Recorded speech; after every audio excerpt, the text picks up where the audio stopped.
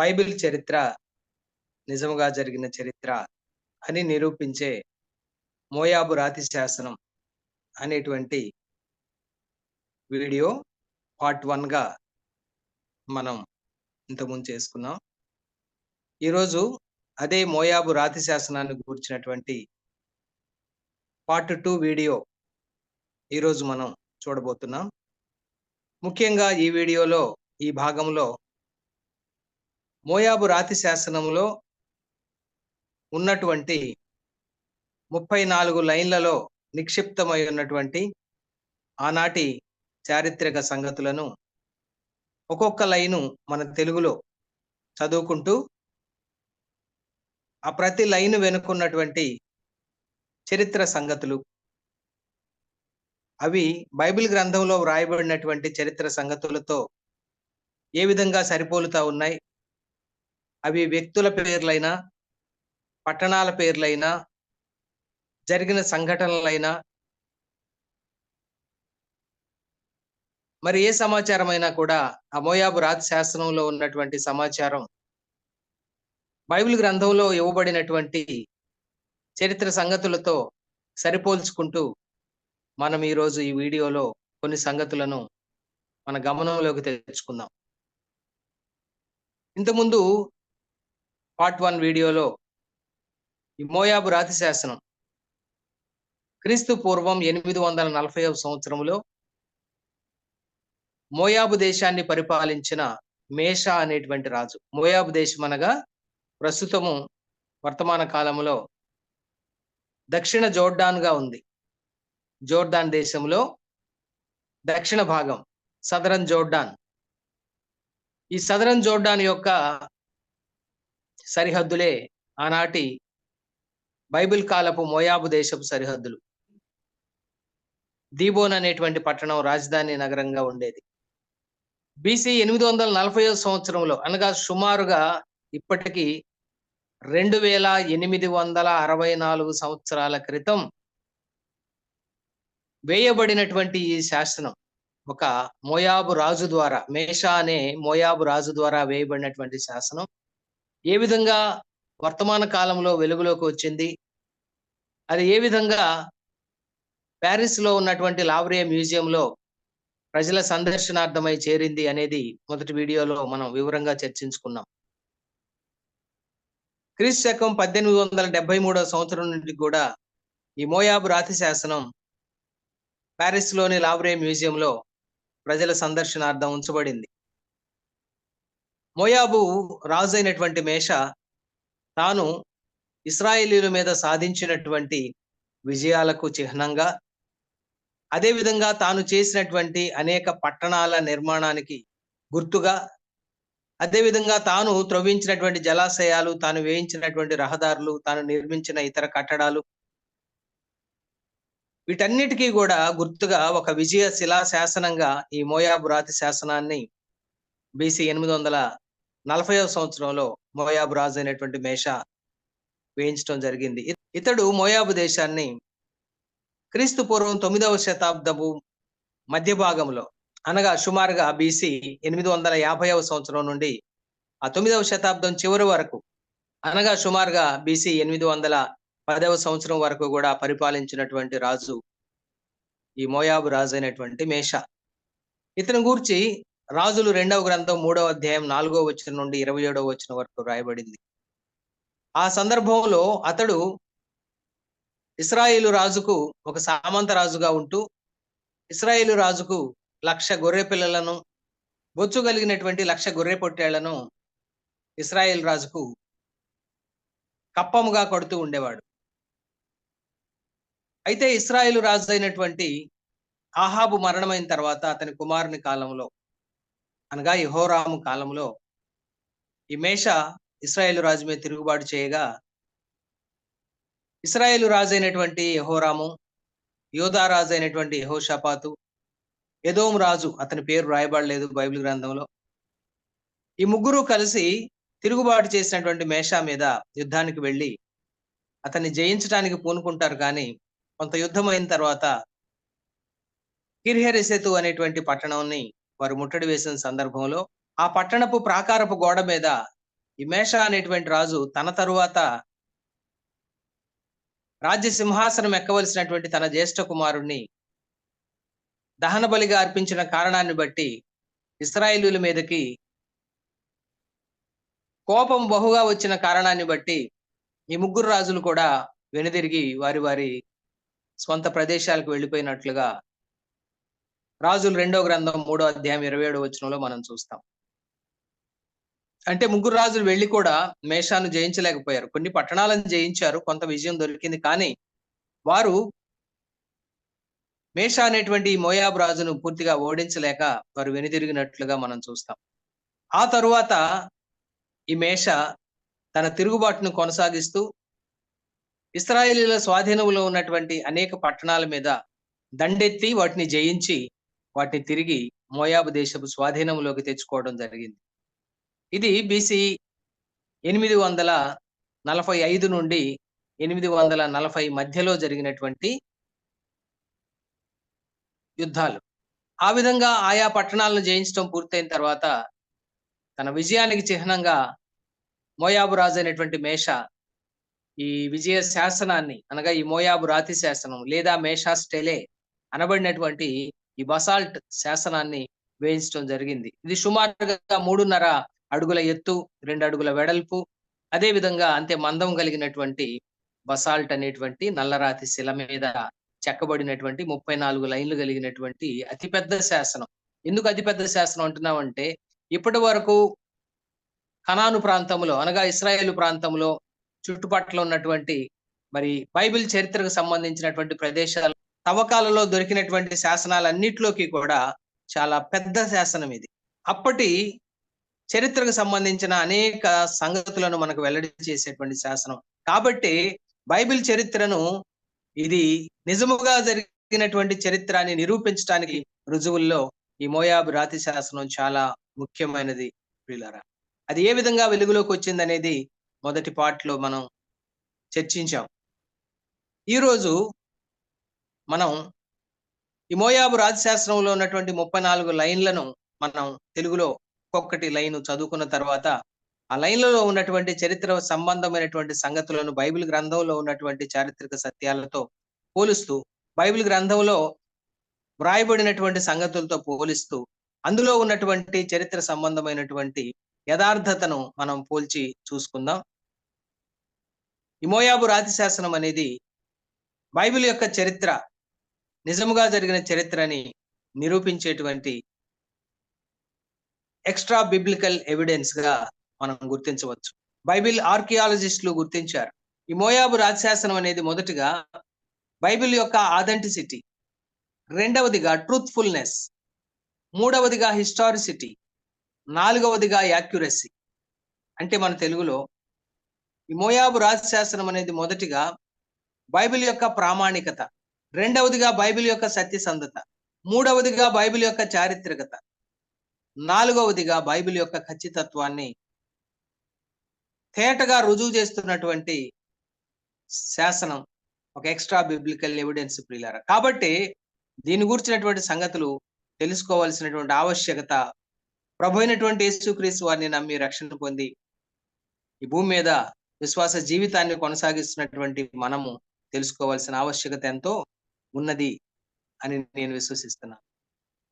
ఈ మోయాబు శాస్త్రంలో ఉన్నటువంటి 34 లైన్లను ఒకదాని వెంట ఒకటి మనం చదవక ముందు ఒక ముఖ్యమైన సంగతిని మీకు జ్ఞాపకం చేస్తాను. ఇది చరిత్రలో చాలా అవసరమైనటువంటి సంగతి.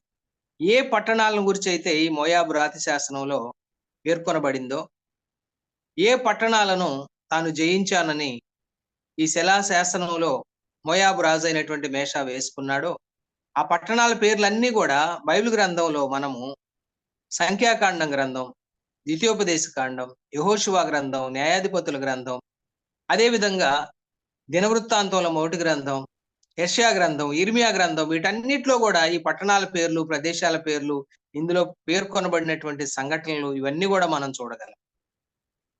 అయితే ఇందులో పేర్కొనబడినటువంటి పట్టణాలు, ఉదాహరణకి దీబోను, మేదెబ, బయల్మేయోను, అతారోతు, నెబో, యాహసు, అరోయేరు, బెత్ బామోతు, బేసెరు, హొరోనయిము, ఈ పట్టణాలన్నీ కూడా మేషా తాను జయించినట్లుగా ఇందులో చెప్పడం జరిగింది. తాను పునర్నిర్మించినట్లుగా చెప్పడం జరిగింది. అయితే నిజానికి ఇవి ఇశ్రాయేలీయులు ఐగుప్తులో దాసులుగా ఉన్నప్పుడు మోయాబు పట్టణాలే, మోయాబు దేశానికి చెందిన పట్టణాలే. కానీ ఇశ్రాయేలీయులు ఐగుప్తులో ఉండగానే సీహోను అనేటువంటి అమోరీయుల రాజు ఈ మోయాబీయుల మీద దండెత్తి వారిని ఓడించి ఈ పట్టణాలన్నీ కూడా స్వాధీనం చేసుకోవడం జరిగింది. మోయాబు సరిహద్దుగా ఉన్నటువంటి అర్నోను నదికి ఉత్తరాన ఉన్నటువంటి భాగం అంతా కూడా అతడు తన స్వాధీనంలోకి తెచ్చుకున్నాడు.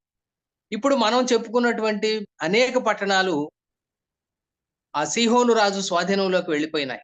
అమోరీల రాజు అయినటువంటి సీహోను స్వాధీనంలోకి వెళ్ళిపోయినాయి.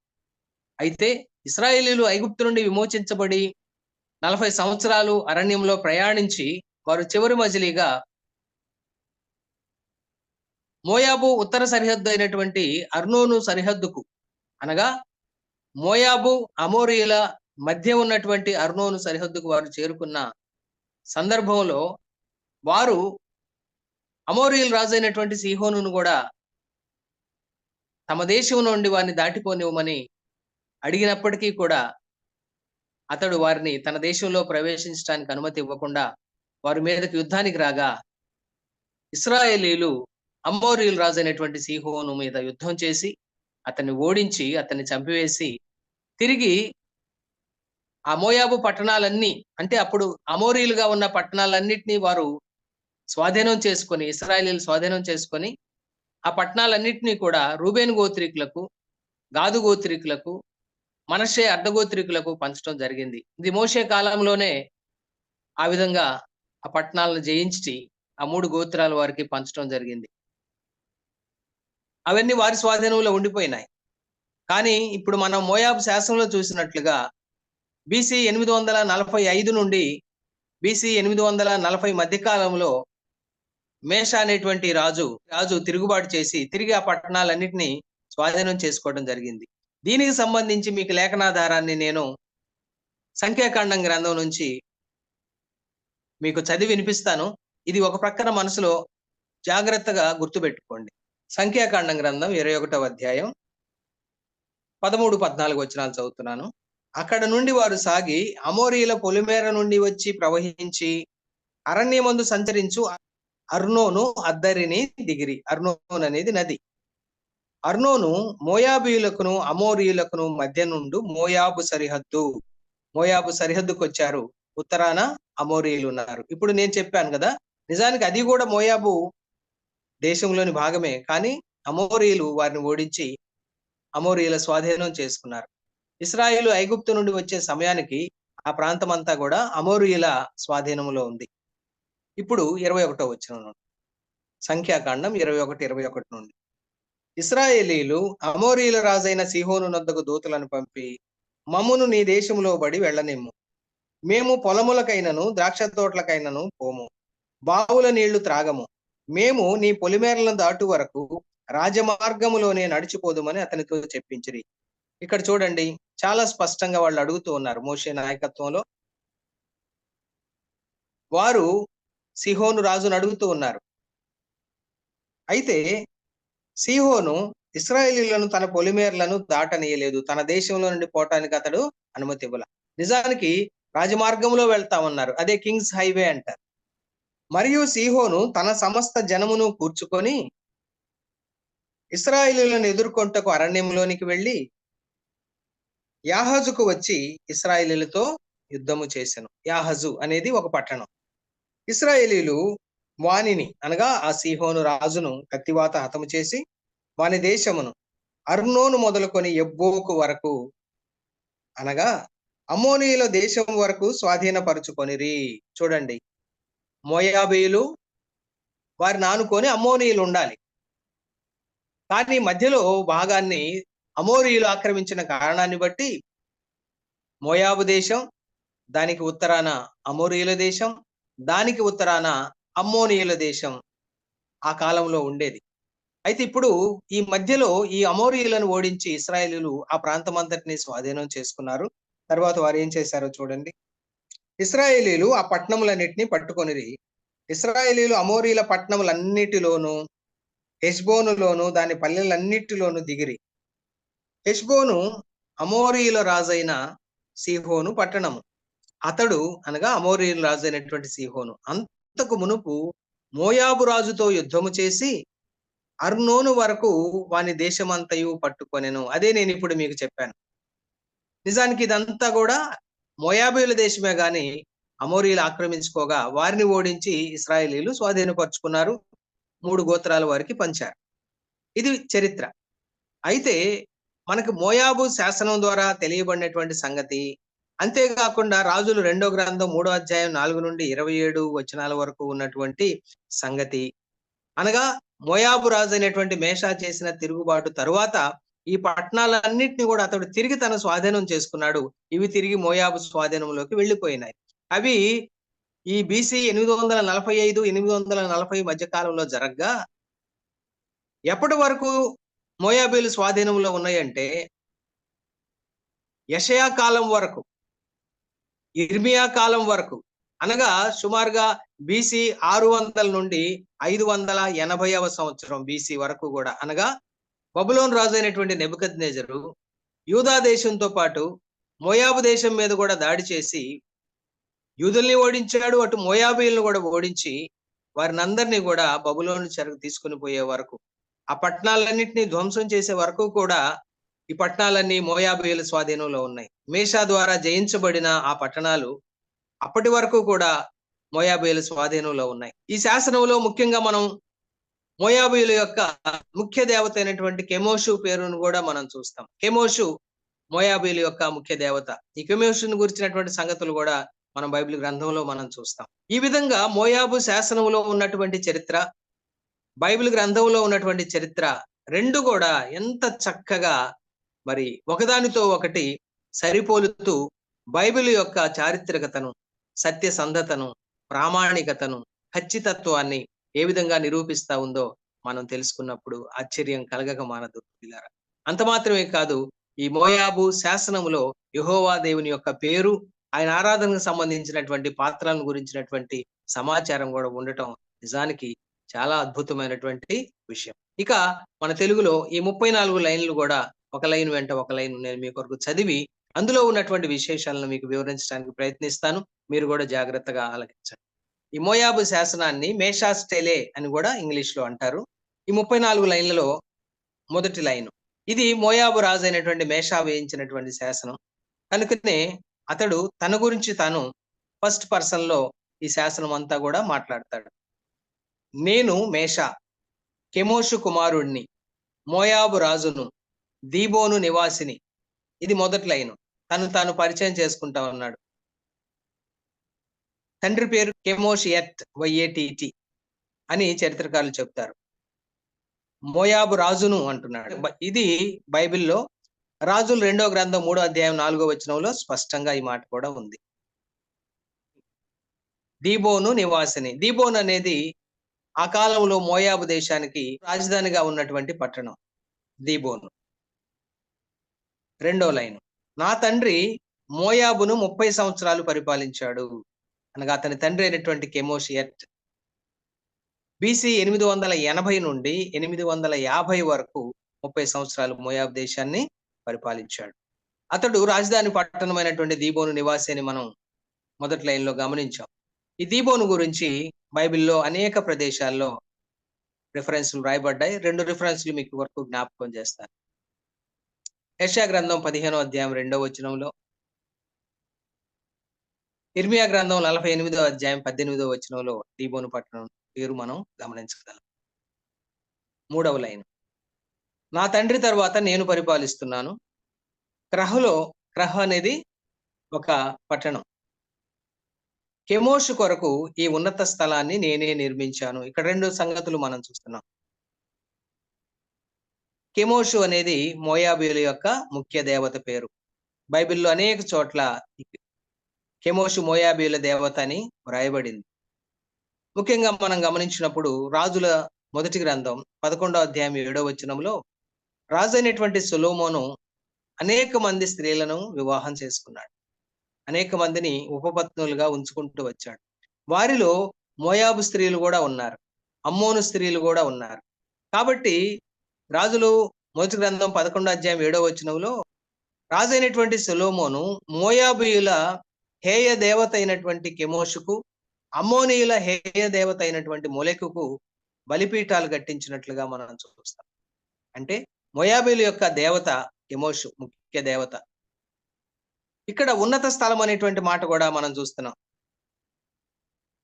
సంఖ్యాకాండం గ్రంథం 23వ అధ్యాయం 41వ వచనంలో ఉన్నత స్థలము అనేటువంటి పదాన్ని మనం చూస్తాం.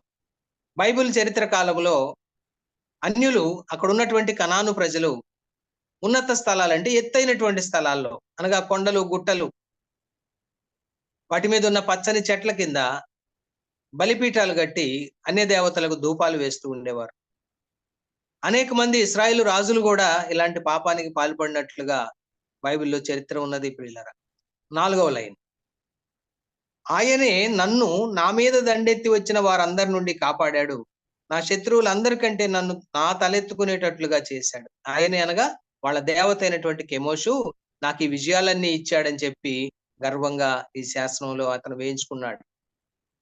5వ లైన్, ఒమ్రి ఇశ్రాయేలుకు రాజుగా ఉన్నాడు, అతను చాలా దినాలు మోయాబును బాధించాడు, కెమోషు తన దేశం మీద కోపంగా ఉన్నందున అది జరిగింది.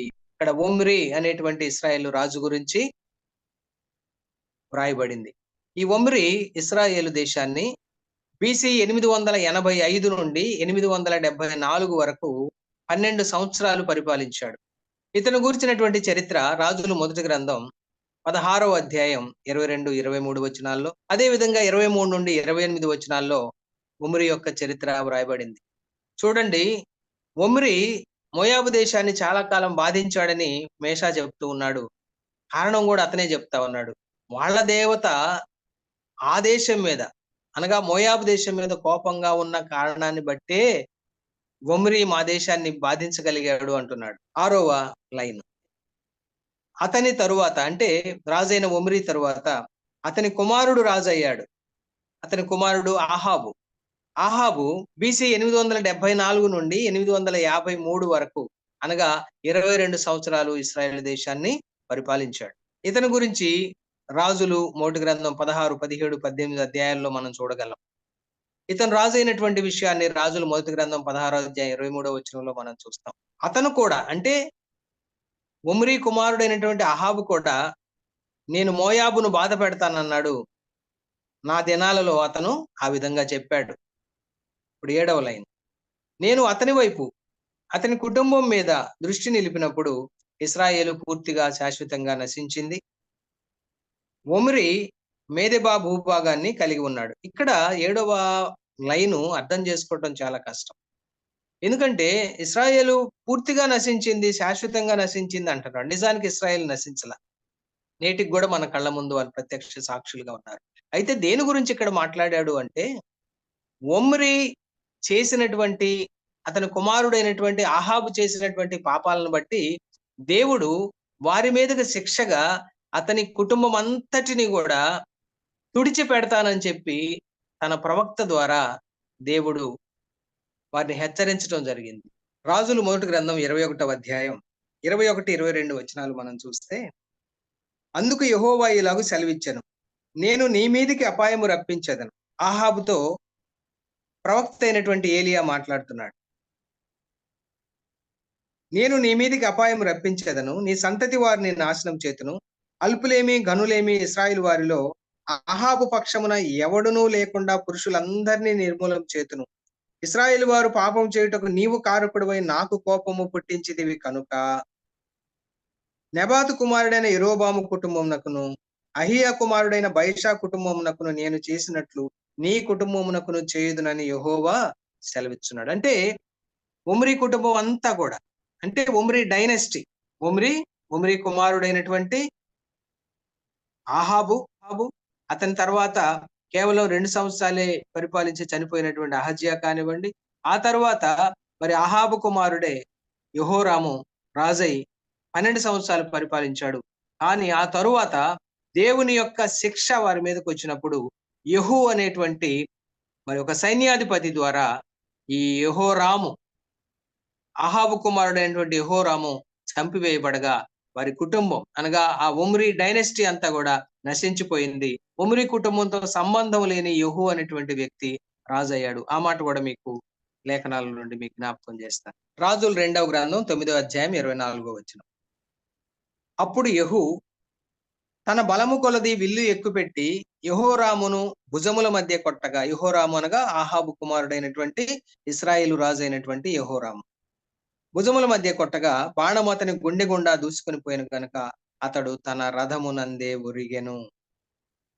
ఆ విధంగా ఒమ్రీ యొక్క వంశమంతా కూడా నశించిపోయిన సంగతిని కూడా ఇక్కడ ఈ మోయాబు శాసనంలో మేష ఈ 7వ లైన్‌లో వ్రాసాడు అని మనం అర్థం చేసుకోవాలి ప్రియులారా. ఆ విధంగా ఇశ్రాయేలు రాజు అయినటువంటి ఒమ్రీ మనముడైనటువంటి యెహోరాము చనిపోయింది. అంటే యెహూ చేత చంపివేయబడింది BC 841లో. ఈ మోయాబు శాసనం రాజైన మేష వేయించింది BC 840లో. అంటే ఒమ్రీ వంశమంతా కూడా, ఒమ్రీ డైనస్టీ పూర్తిగా నశించిపోయిన తర్వాత మోయాబు శాసనం మేష వేయించాడు. కాబట్టి ఈ కాలం చాలా చక్కగా బైబిల్ చరిత్రతో మోయాబు శాసనంలోని చరిత్ర చక్కగా ఆ కాలమంతా కూడా సరిపోతా ఉంది ప్రియులారా. మోయాబు శాసనంలో 7వ లైను చివరి మాట. ఒమ్రీ మేదెబా భూభాగాన్ని కలిగి ఉన్నాడు. మేదెబా అనేటువంటి పట్టణం గురించి మాట్లాడుతూ ఒమ్రీ ఆ భూభాగాన్ని కలిగి ఉన్నాడట. మేదెబా అనేది కూడా మరి అనేక సార్లు బైబిల్ గ్రంథంలో మనకు కనబడేటువంటి పట్టణం. 8వ లైన్. మరియు ఇశ్రాయేలు అక్కడ నివసించింది అనగా మేదెబా పట్టణంలో ఆ ప్రాంతంలో. అతని దినాలన్నీ అనగా ఒమ్రీ రాజైన ఒమ్రీ దినాలన్నీ అతని కుమారుని దినాలలో సగము 40 సంవత్సరాలు అంటున్నాడు. అంటే ఒమ్రీ BC 885 నుండి 874 వరకు 12 సంవత్సరాలు. అతని కుమారుడైనటువంటి ఆహాబు BC 874 నుండి 853 వరకు 22 సంవత్సరాలు. అతని కుమారుడైనటువంటి యెహోరాము BC 853 నుండి 841 వరకు 12 సంవత్సరాలు పరిపాలించగా ఒమ్రీ దినాలన్నీ అనగా 12, ఆహాబు దినాలు 22, అదేవిధంగా యెహోరాము పరిపాలనలో 6 సంవత్సరాలు, మొత్తం 40 సంవత్సరాలు. ఇది కూడా చక్కగా చరిత్రకు సరిపోతా ఉంది. అయితే ఇక్కడ ఒమ్రీ కుమారుడని వ్రాయబడింది. అయితే బైబిల్ కాలంలో ఈవెన్ మనుమడిని కూడా కుమారుడని పిలిచిన సందర్భాలు అనేకం ఉన్నాయి పిల్లరా. ఆనాటి వాడుక అలా ఉండేది. కాబట్టి ఈ 8వ లైన్‌లోని 40 సంవత్సరాలనే కాలం కూడా బైబిల్ చరిత్రకి, శాసనంలోని చరిత్రకు సరిపోలుతా ఉంది. 9వ లైన్. అయితే నా దినాలలో కెమోషు ఆ భూభాగాన్ని నాకు పునరుద్ధరించింది. నేను బయల్మెయోను నిర్మించాను. అందులో ఒక జలాశయం చేశాను. బయల్మెయోను గురించి కూడా బైబిల్‌లో అనేక చోట్ల ఆ పట్టణం గురించి కూడా వ్రాయబడింది. నేను కిర్యాటెను కట్టాను. అది ఒక పట్టణం. పూర్వకాలం నుండి గాదు ప్రజలు అనగా గాదు గోత్రికులు అతారోతులో నివసిస్తున్నారు. ఇది కూడా చక్కగా బైబిల్‌లో వ్రాయబడిందండి. గాదు గోత్రికులు అతారోతును నిర్మించినటువంటి సంగతి. నేను మీకు ఆ మాట బైబిల్ నుంచి జ్ఞాపకం చేస్తాను. సంఖ్యాకాండం గ్రంథం 32వ అధ్యాయం 34, 35, 36 వచనాలు చదువుతున్నాను.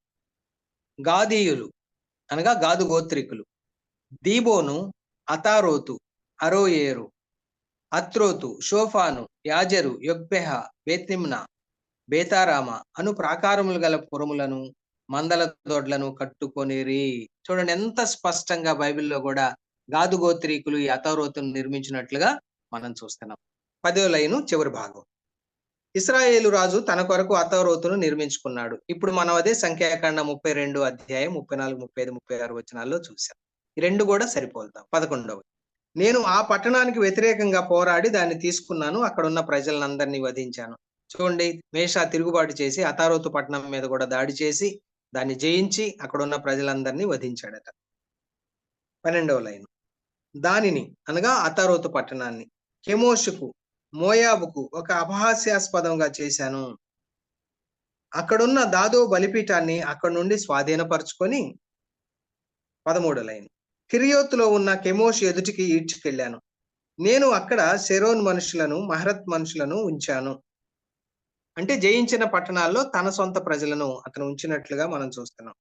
12వ లైన్‌లో ఉన్నటువంటి దాదో అనేటువంటి మాట చాలా చర్చకు దారితీసిందండి. నిజానికి ఆ పదం అక్కడ ఒరిజినల్ మోయాబు శాసనంలో అందులోని 5 అక్షరాల పదంలోని 2 అక్షరాలు విజిబుల్‌గా చక్కగా కనబడేటట్టు ఉన్నాయి గానీ, 3 అక్షరాలు అస్పష్టంగా ఉన్న కారణాన్ని బట్టి, ఆ పేరు ఎవరిది అనేటువంటి చర్చ చాలా కాలంగా మరి బైబిల్ పండితుల మధ్య, అదే విధంగా బిబ్లికల్ ఆర్కియాలజిస్టుల మధ్య చర్చగా ఉండి, ఇటీవల 2018వ సంవత్సరంలో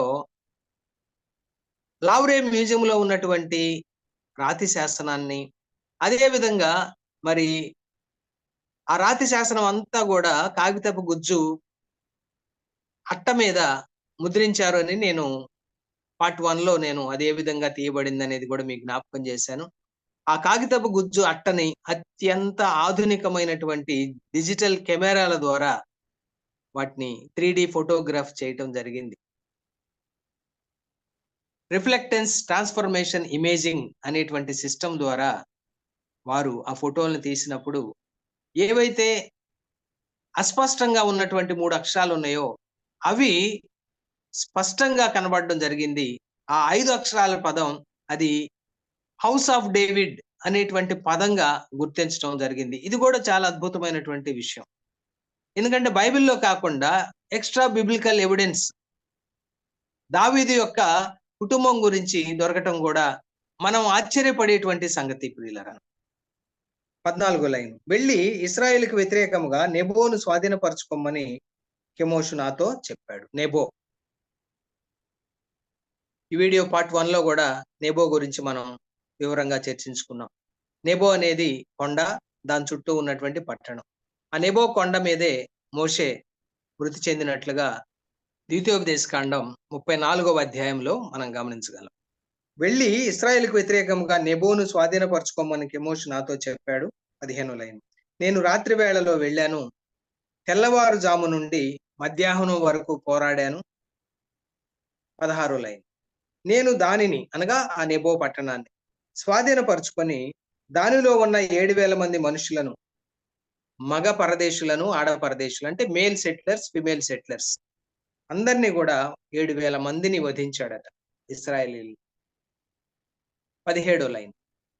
అష్టార్ కెమోత్ కొరకు అవివాహిత స్త్రీలను తీసుకొని నేను వారిని అంకితం చేశాను. అంటే వారిలో కొంతమంది అవివాహితులైనటువంటి స్త్రీలను చంపకుండా వారి దేవతకు అంకితం చేసినట్లుగా అతను రాశాడు. ఇక 18వ లైను చాలా చాలా ముఖ్యమైనటువంటి లైన్. ఎందుకంటే ఇక్కడ యెహోవా దేవుని యొక్క పేరును మనం చూస్తున్నాం. బైబిల్‌లో కాకుండా ఎక్స్‌ట్రా బిబ్లికల్ సోర్స్ ఈ మోయాబు రాజు శాసనంలో యెహోవా దేవుని యొక్క పేరును మనం చూస్తున్నాం. 18 లైన్. యెహోవా పాత్రలను తీసుకొని కెమోషు ముందు వాటిని ఈడ్చాను. ఇశ్రాయేలు రాజు యాహసును నిర్మించి ఇది 18 లైన్. చూడండి చాలా అద్భుతమైనటువంటి విషయం. బైబిల్‌లో ఆ నిజ దేవుడైనటువంటి యెహోవా దేవుని గూర్చినటువంటి ప్రత్యక్షత పాత నిబంధన అంతటా కూడా వివరించబడింది. అలాంటి దేవుని యొక్క పేరు బైబిల్‌లో కాకుండా ఎక్స్‌ట్రా బిబ్లికల్ ఎవిడెన్స్ లాగా ఈ మోయాబు రాతి శాసనంలో యెహోవా దేవుని యొక్క పేరుని మనం చూస్తా ఉన్నాం. యెహోవా పాత్రలు అంటున్నాడు. అనగా నెబో ఇశ్రాయేలీయులు నివసిస్తున్నటువంటి పట్టణం. నెబో పట్టణంలో ఒక ఆలయం ఉన్నట్లుగా ఆ ఆలయంలో అనేకమైనటువంటి పాత్రలు, ఉపకరణాల ద్వారా ఆ దేవుణ్ణి వారు ఆరాధించినట్లుగా ఆయనకు అర్చన ఆచారాదులు నిర్వహించినట్లుగా మనం తెలుసుకోవచ్చు. ఈ మేష ఆ నెబో పట్టణాన్ని జయించి ఆ యెహోవా పాత్రలన్నిటిని కూడా తీసుకొని వచ్చి కెమోషు ముందు వారి దేవత ముందు వాటిని ఈడ్చాడట. ఇశ్రాయేలు రాజు యాహసును నిర్మించి ఈ యాహసు అనేటువంటి పట్టణం కూడా అనేక సార్లు బైబిల్ గ్రంథంలో ప్రస్తావించబడింది. ఈ ఇశ్రాయేలు రాజు 19వ లైన్. దానిలో నివసిస్తూ నాకు వ్యతిరేకంగా పోరాడాడు అనగా ఇశ్రాయేలు రాజు. అయితే కెమోషు అతనిని నా ఎదుట నుండి పారద్రోలాడు.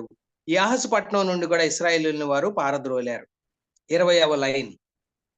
నేను మోయాబు నుండి అధిపతులుగా ఉన్న 200 మంది ముఖ్యులను మనుషులను తీసుకొచ్చి యాహసు ఎదుట దానికి వ్యతిరేకముగా వారిని నిలిపి దాన్ని స్వాధీనపరుచుకున్నాను. యాహసు అనేటువంటి పట్టణాన్ని స్వాధీనపరుచుకున్న సంగతిని రాస్తున్నాడు. దీబోనుకు దానిని చేర్చాడు. దాన్ని దీబోనుకు చేర్చాడట. నేను క్రహ్ను నిర్మించాను. మనము 3వ లైన్‌లో కూడా క్రహ్ గురించి మనం చదువుకున్నాం. నేను అరణ్యపు గోడను మరియు 22వ లైన్ కోట గోడను నిర్మించాను. దానికి గుమ్మములు నిర్మించాను.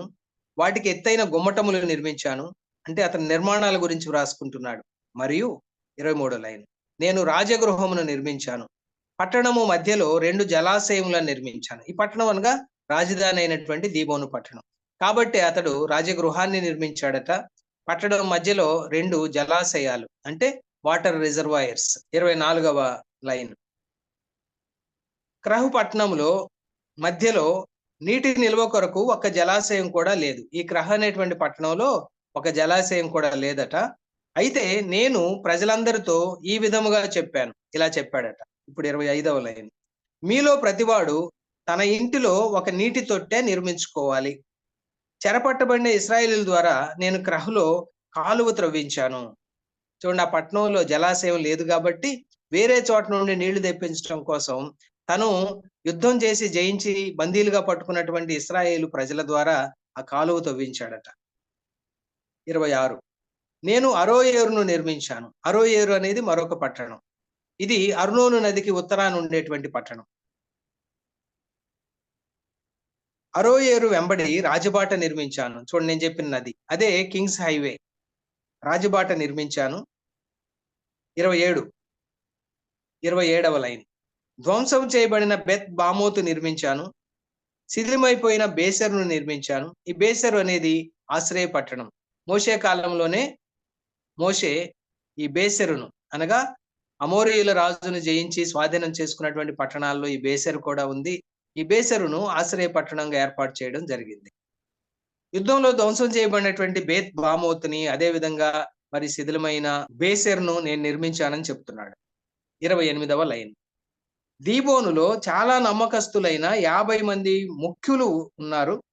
దీబోను వారంతా నమ్మకమైన వారే. 29వ లైన్ మోయాబుకు కలుపబడిన 100 కంటే ఎక్కువ సంఖ్య గల పట్టణములను నేను పరిపాలించాను. 30వ లైన్ నేను మేదెబాను, బెత్ దిబ్లాటెన్ను, బెత్ బయల్మోయనును కట్టించాను. చూడండి, అతను కట్టించిన పట్టణాల సమాచారం. ఈ పేర్లన్నీ కూడా బైబిల్లో ఉన్నాయి. అదే లైన్లో ఆ దేశపు గొర్రెల కాపర్లను అక్కడికి తీసుకొని వచ్చాను. అంటే పట్టణాలు కట్టించడం మాత్రమే కాదు, గొర్రెల కాపర్లని గొర్రెలను కూడా ఆ పట్టణాల్లో ఉంచాడు. 31వ లైన్ అక్కడ హోరోనేన్ వారు నివసించారు. ఇది హోరోనయీము అని మనం చెప్పొచ్చు. హోరోనెన్ అని శాసనంలో వ్రాయబడింది. 32వ లైన్ వెళ్ళి హోరోనేన్కి వ్యతిరేకంగా పోరాడమని కెమోషు నాతో చెప్పాడు. అలాగూ నేను వెళ్ళాను. చూడండి, వాళ్ళ దేవుడు చెప్పాడంట హోరోనయీముకి వ్యతిరేకంగా అనగా హోరోనెన్ అని పిలువబడిన హోరోనయీముకి వ్యతిరేకంగా పోరాడమని చెప్తే నేను ఆ విధంగా వెళ్ళాను అంటున్నాడు. తర్వాత 33 నా దినాలలో కెమోషు దానిని తిరిగి నాకు స్వాధీనపరిచాడు. చూడండి, చాలా స్పష్టంగా తిరిగి నాకు అంటే ఒకప్పుడు వీళ్ళవే, కానీ ఇశ్రాయేలీలు అమోరీల దగ్గర నుండి అవి తీసుకున్నారు. ఇప్పుడు తిరిగి వీరికి స్వాధీనపరిచాడు మా దేవుడు అని చెప్తా ఉన్నాడు. అప్పటి నుండి ఇంకా తరువాత అక్కడ అక్షరాలన్నీ స్పష్టంగా లేని కారణాన్ని బట్టి వీరు ఆ అక్షరాలను కనుగొనలేకపోయారు. 34వ లైన్లో మరియు నేను అని ఉంది. అంటే ఆ తరువాత అక్షరాలన్నీ కూడా అప్పుడు మోయాబు శాసనం ధ్వంసం చేయబడిన సందర్భంలో అక్షరాలన్నీ కూడా చెరిగిపోవడం జరిగింది. ఈ 34 లైన్లలో ఉన్నటువంటి ఈ సమాచారంలో మనం చూసుకున్నటువంటి అనేక మంది రాజుల పేర్లు, అనేక పట్టణాల పేర్లు, అనేక ప్రదేశాల పేర్లు, అనేక సంఘటనలు ఇవన్నీ కూడా బైబిల్ గ్రంథంలో వ్రాయబడినటువంటి సంగతులతో సరిపోలుతా ఉన్నాయి. మోయాబు రాజు అయినటువంటి మేష తిరుగుబాటు చేసింది. ఇశ్రాయేలు రాజు అయినటువంటి ఆహాబు, ఉమ్రీ కుమారుడైన ఆహాబు చనిపోయిన తర్వాత, అతను చనిపోయిన తర్వాత అతని కుమారుడైన యెహోరాము సింహాసనం ఎక్కాడు BC 853లో.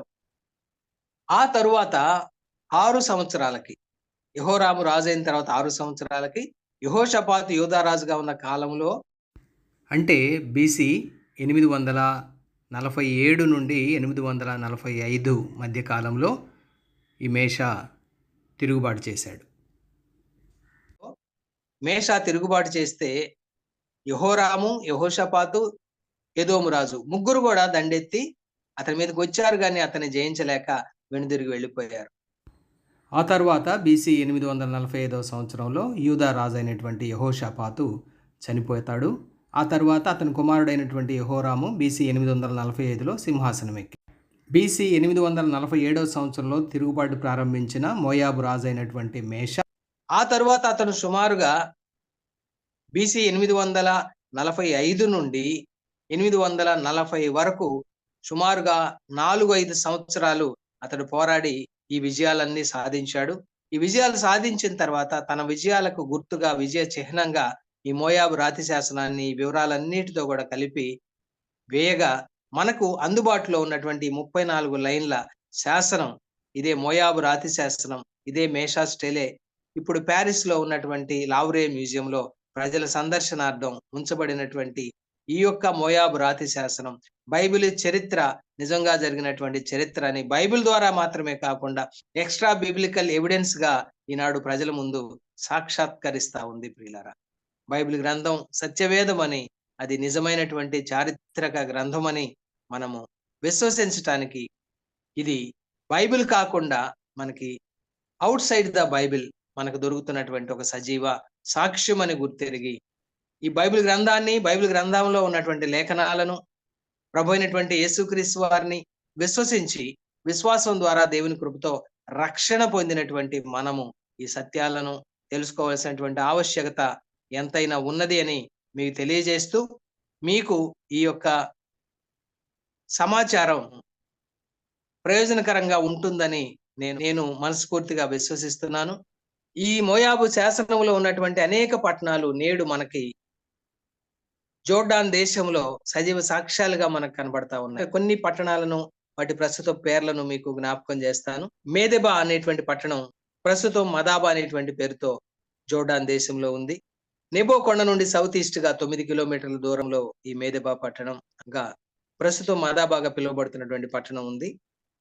దీబోను ప్రస్తుతం దీబాన్ అనేటువంటి పట్టణంగా పిలువబడతా ఉంది. జోర్డాన్ రాజధాని అమ్మానికి 72 కిలోమీటర్ల దక్షిణంగా, అదే విధంగా మృత సముద్రానికి 20 కిలోమీటర్ల తూర్పుగా ఈ పట్టణం అనేది ఉంది. దిబాన్ గవర్నరేట్ కింద ఆ పట్టణం పిలువబడతా ఉంది. అతారోత్ అనేటువంటి పట్టణం ప్రస్తుతం కిర్బత్ అతారూజ్ అనేటువంటి పేరుతో పిలువబడతా ఉంది. ఈ పట్టణం మదబా నుండి సౌత్ వెస్ట్ గా 26 కిలోమీటర్ల దూరంలో ఉన్నటువంటి పట్టణం. బయల్మేయు ఉన్నటువంటి పట్టణం ఇది మృత సముద్రానికి ఉత్తరంగా 16 కిలోమీటర్ల దూరంలో ఉంది. ఇప్పుడు ఆ పట్టణం లేదు, కానీ ఆ పట్టణపు శిథిలాలు ఉన్నాయి. యాహసు అనేటువంటి పట్టణం ఇది హెష్బోనుకు ఆగ్నేయంగా వాడి అల్ వాలా అనేటువంటి ఏరుకు సమీపంలో ఉన్నటువంటి పట్టణం.